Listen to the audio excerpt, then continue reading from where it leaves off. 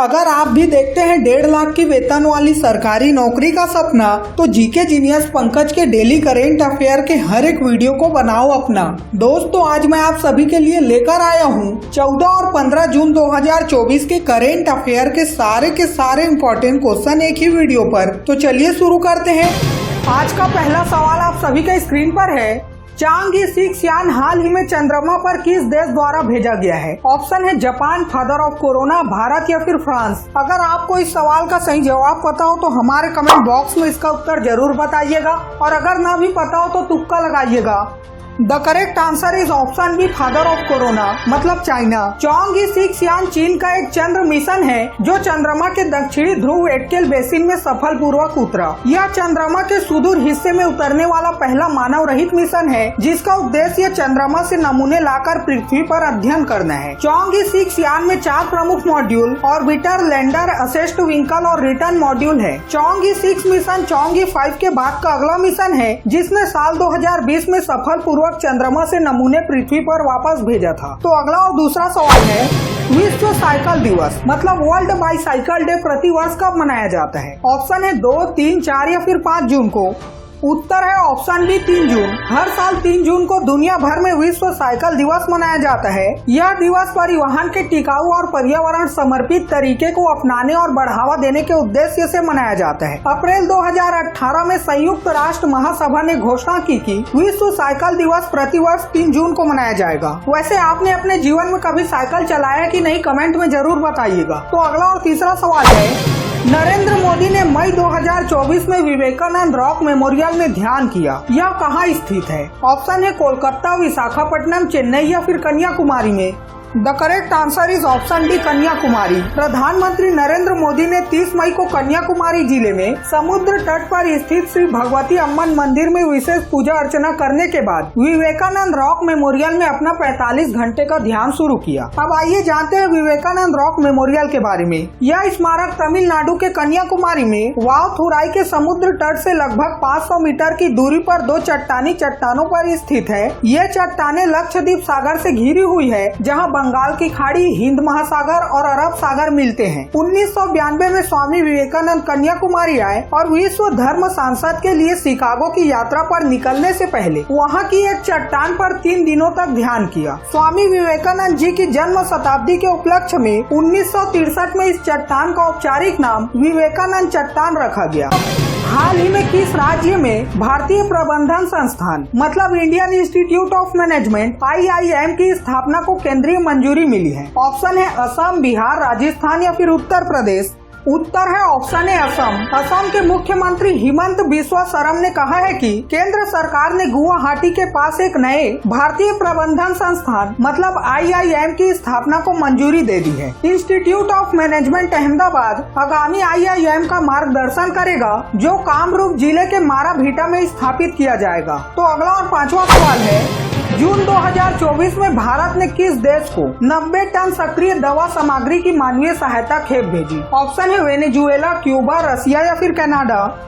The correct answer is option B, Cuba country. Bharat ने Cuba को 90 ton सक्रिय औषधि अवयवों से युक्त मानवीय सहायता की खेप भेजी। इस API का उपयोग क्यूबा के दवा निर्माताओं द्वारा विभिन्न खुराक रूपों जैसे टेबलेट, कैप्सूल, सिरप और इंजेक्शन में आवश्यकता एंटीबायोटिक दवाओं के उत्पादन के लिए किया जाएगा। यह सहायता क्यूबा के साथ भारत की ऐतिहासिक मित्रता के प्रति प्रतिबद्धता को उजागर करती है तथा फार्मेसी ऑफ द वर्ल्ड के रूप में इसकी स्थिति की पुष्टि करती है। अब आइए बात करते हैं क्यूबा कंट्री की। क्यूबा गणराज्य एक द्वीप देश है। क्यूबा कंट्री उस स्थान पर स्थित है जहां उत्तरी कैरेबियन सागर, मेक्सिको की खाड़ी और अटलांटिक महासागर मिलते हैं। और अगर बात की जाए क्यूबा की राजधानी और मुद्रा की, तो क्यूबा की राजधानी है हवाना सिटी और यहाँ की मुद्रा है क्यूबा पेसो।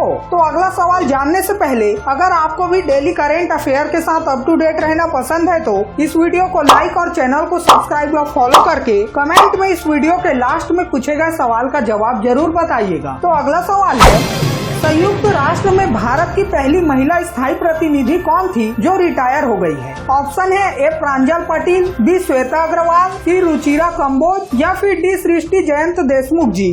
उत्तर है ऑप्शन सी रुचिरा काम्बोज जी। संयुक्त राष्ट्र में भारत की पहली महिला स्थायी प्रतिनिधि रुचिरा काम्बोज 35 साल की सेवा के बाद रिटायर हो गई है। इस दौरान उन्होंने भूटान, दक्षिण अफ्रीका और यूनेस्को में भारतीय दूत के रूप में कार्य किया। रुचिरा काम्बोज 1987 सिविल सेवा बैच की अखिल भारतीय महिला टॉपर और 1987 विदेश सेवा बैच की टॉपर थी। उन्होंने 2 अगस्त 2022 को यूएन में भारत के स्थायी प्रतिनिधि मतलब राजदूत का पद ग्रहण किया था। तो अगला और 7वां सवाल आप सभी की स्क्रीन पर है। अरुणाचल प्रदेश विधानसभा चुनाव 2024 में किस पार्टी ने भारी बहुमत हासिल किया है? ऑप्शन है नेशनल पीपल्स पार्टी, भारतीय Janata party, nationalist Congress party या फिर सिक्किम क्रांतिकारी मोर्चा।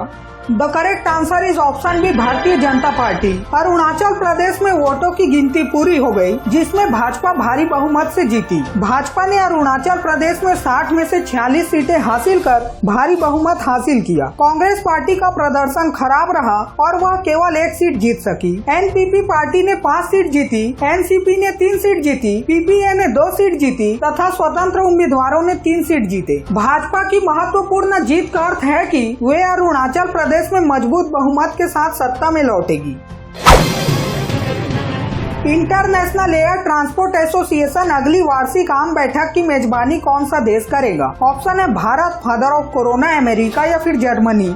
उत्तर है ऑप्शन है भारत। इंडिगो जून 2025 में नई दिल्ली में इंटरनेशनल एयर ट्रांसपोर्ट एसोसिएशन मतलब IATA की अगली वार्षिक आम बैठक की मेजबानी करेगा। IATA ने हाल ही में इसकी घोषणा की है। इस अवसर पर इंडिगो के CEO पीटर एल्बर्ट्स ने कहा कि IATA की वार्षिक आम बैठक 42 साल बाद भारत में होगी। अब आइए बात करते हैं IATA की। यह 1945 में स्थापित विश्व की एयरलाइनों का एक व्यापार संघ है। नॉर्वेस्टर्स का अध्ययन करने के लिए भारत का पहला अनुसंधान परीक्षण स्थल किस राज्य में तैयार हो रहा है? ऑप्शन है छत्तीसगढ़, झारखंड, उड़ीसा या फिर Bihar. The correct answer is option C, Orissa. Nor'westers का अध्ययन करने के लिए भारत का पहला अनुसंधान परीक्षण स्थल उड़ीसा में तैयार हो रहा है। यह आज पश्चिम बंगाल, उड़ीसा और झारखंड की सीमा से लगे विशाल क्षेत्र में कार्य करेगी, जिसका नियंत्रण केंद्र भुवनेश्वर से लगभग 130 किलोमीटर पूर्व में उड़ीसा के चांदबाली में स्थित होगा। अब इस केंद्र का स्थापित करने का उद्देश्य क्या है? इसका प्राथमिक उद्देश्य मौसम संबंधी उपकरणों, ड्रोन और अन्य उपकरणों का उपयोग करके देश के पूर्वी भागों में तूफानों के आरंभ, विकास और प्रसार का अध्ययन करना है। तो दोस्तों चलिए बढ़ते हैं अगले सवाल की तरफ। हाल ही में बर्खास्त किए गए DIG खजान सिंह निम्नलिखित में से किस केंद्रीय सशस्त्र पुलिस बल से संबंधित थे? ऑप्शन है A, border security force, B, India Tibetan border police, C, service selection board या फिर D, central reserve police force. उत्तर है option D, central reserve police force मतलब CRPF। पूर्व Olympian CRPF DIG Khajan Singh को यौन दुराचार के आरोप में बर्खास्त कर दिया गया। खजान सिंह टोकस केंद्रीय रिजर्व पुलिस बल मतलब CRPF में उप निरीक्षक थे। CRPF की 2 महिला कर्मियों द्वारा उन पर यौन दुराचार के आरोप लगाए जाने के बाद उन्हें सेवा से बर्खास्त कर दिया गया था। उनकी बर्खास्तगी का आदेश भारत के राष्ट्रपति कार्यालय से आया। खजान सिंह टोकस एक पूर्व ओलंपियन तैराक और अर्जुन पुरस्कार विजेता है, जिन्होंने CRPF के मुख्य खेल अधिकारी के रूप में कार्य किया है। और अगर बात की जाए CRPF की, तो CRPF एक बड़ा अर्धसैनिक बल है जिसमें 3,25,000 से अधिक कर्मी है, जिसमें 6 पूर्णतः महिला बटालियन भी शामिल है। तो अगला सवाल है, बजर बजने के कारण आज की प्रश्नोत्तरी यहीं पर समाप्त करनी पड़ेगी। उससे पहले चलिए जानते हैं कल के सवाल का सही जवाब क्या था। कल के सवाल का सही जवाब है ऑप्शन सी, मोदी कैबिनेट 2024 में कुल 7 महिलाओं को शामिल किया गया है। तो दोस्तों चलिए देखते हैं आज का सवाल क्या है, जिसका जवाब आप सभी को हमारे कमेंट बॉक्स में बताना है। नासा किस देश की अंतरिक्ष एजेंसी है? ऑप्शन है जापान, दक्षिण कोरिया, फादर ऑफ कोरोना मतलब चाइना या फिर वियतनाम। अगर आपको इस सवाल का सही जवाब पता हो तो हमारे कमेंट बॉक्स में इसका उत्तर जरूर बताइएगा, और अगर ना भी पता हो तो तुक्का लगाइएगा। कल सुबह 6 बजे फिर मिलते हैं 16 जून 2024 के करेंट अफेयर के वीडियो के साथ। तब तक के लिए बाय बाय, जय हिंद, जय भारत।